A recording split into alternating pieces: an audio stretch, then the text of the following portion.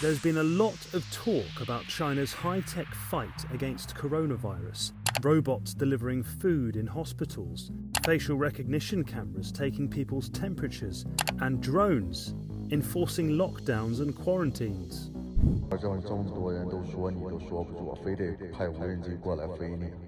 But what about the tech we can't see? China's sophisticated and controversial data surveillance system is used to track citizens on and offline. 健康码运用大数据监控后台大数据精密指控 And it's proving extremely effective during the pandemic. The mass surveillance network has taken the Communist Party decades to build. They've faced near constant criticism for it around the world. But as the world tries to get a grip on COVID-19, many countries are looking to the model for answers. Here's how they're doing it in South Korea. They're using your phone to locate where you are, and then they'll send you an emergency alert if you're anywhere near where a confirmed coronavirus patient has been. Singapore, Israel, Iran, Taiwan, and Russia have all adopted some or all of the Chinese methods to temporarily harness the power of data. More are expected to follow. So how does China's data surveillance system work, and how is it useful in a pandemic? It all starts with this, a national ID card. You need one to pretty much do anything in China. From buying a mobile phone to using any app, everything you do leaves a data trail linked back to your ID. In areas in lockdown, phone location data is being used to monitor movement and enforce curfews. If a patient is meant to be in quarantine, geolocation pings on their phone can alert authorities if they stray out of their homes. Phone location data is also being used to map exactly where that person visited in the 2 weeks before being diagnosed. A combination of human and automated computer analysis work out who they may have infected.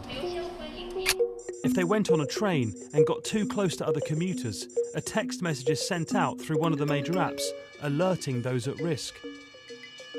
Every person is being assigned a coloured QR code depending on the risk they pose. Green, no risk. Orange, they've entered a potential virus hotspot.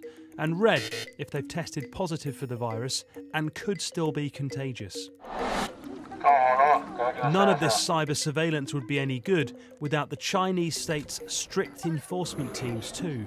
Police and volunteers have literally manned the exits of apartment blocks to keep places on lockdown. 我国内地无新增本土确诊和疑似病例。你好，准备下身份证跟绿码。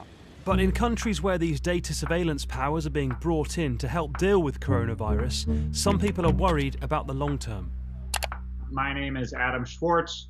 I am a senior lawyer at the Electronic Frontier Foundation. There is a great concern that when government gets new powers in a crisis, government never gives those powers away even when the crisis ends. So, for example, in the wake of the 9/11 attacks, the United States created vast new surveillance powers. 19 years later, those powers are still very much in the hands of the US government.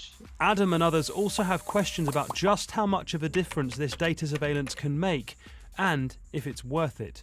What we are basically saying to governments around the world is, before you unveil unleash a brand new mass surveillance power, it's necessary for governments to come forward and really public health professionals to come forward and show that these technologies would actually address the crisis.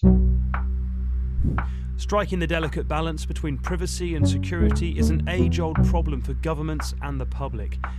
But perhaps never in history has the dilemma been more pressing and more life-threatening.